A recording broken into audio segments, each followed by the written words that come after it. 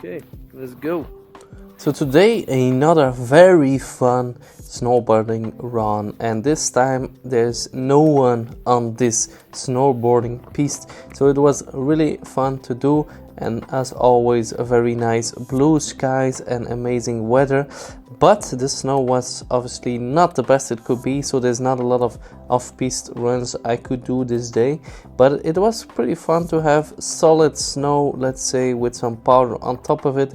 And as I said, it's always nice to be practically alone here. It's like a ghost ski piste arena, and that's always fun.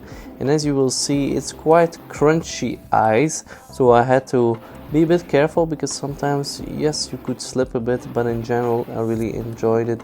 And that's also one of the nice things about this camera view, is that you can really see a bit the carvings and enjoy the carvings with me. So let's go with this amazing run and let's discuss a bit about how I did my run here, because as I said, I could not really go to the areas I wanted to go, because if you have the deep snow being icy on the outside of the normal ski piste route, you cannot really go into some dangerous areas. First of all, because the snow which is icy outside of the main piste rather can be very hard and can be like literal stones. So they don't need to be a stone, but they can feel like stones.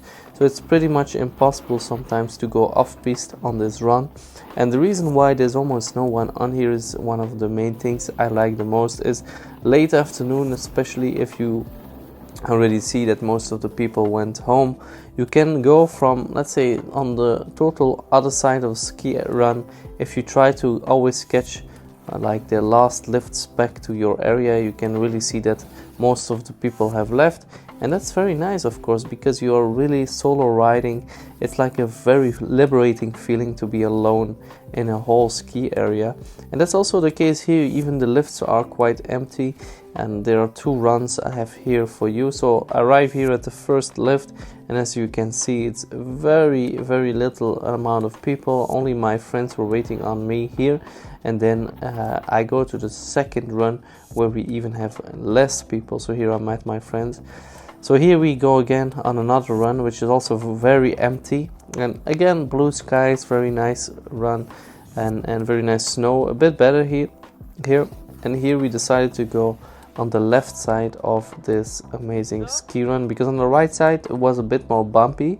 So we said let's take the left side, which is like I think there was a section which was a black piste, which is a bit more difficult. And that's also one of the things which can happen, that if you take more on paper difficult routes, you'll also see that a lot of people will skip those routes, and then you have the whole mountain for yourself. So here you can see there's no one here, so that's amazing. And the mountains on the right are just amazing. That's also one of the things I like so much about snowboarding and going in the mountains anyways, are these views. And it's combining amazing nature with amazing sun, weather, and you're doing sport, which is also good for you to do sports and to enjoy with your friends. And that's something I realized, especially when you either go alone or you don't go with friends snowboarding or skiing, is that the whole experience is made because you enjoy doing this sport with friends.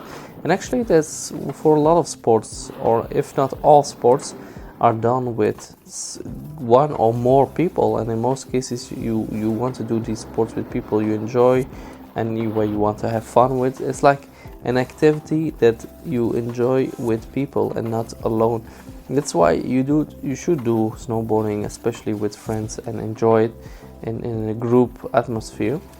And here for the first time we see a couple of people, but it's very limited.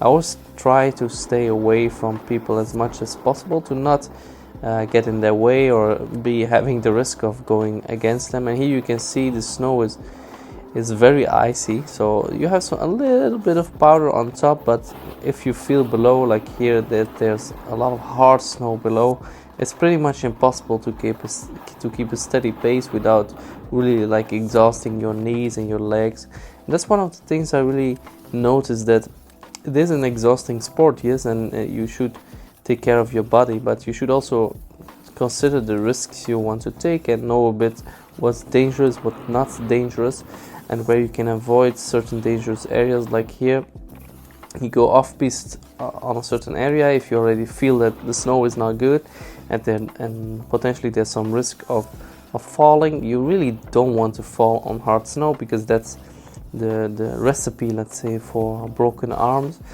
But here you can see there was a lot of little powder snow on top, which is it's not powder snow, it's more like snow dust on top of some of these icy areas.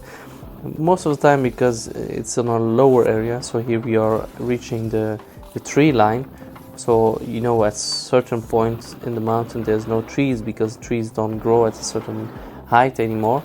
And here you reach the tree line, so here you can already expect, for example, that the snow will be a bit more mushy, and the quality of snow in a lower level will most of the time be lower.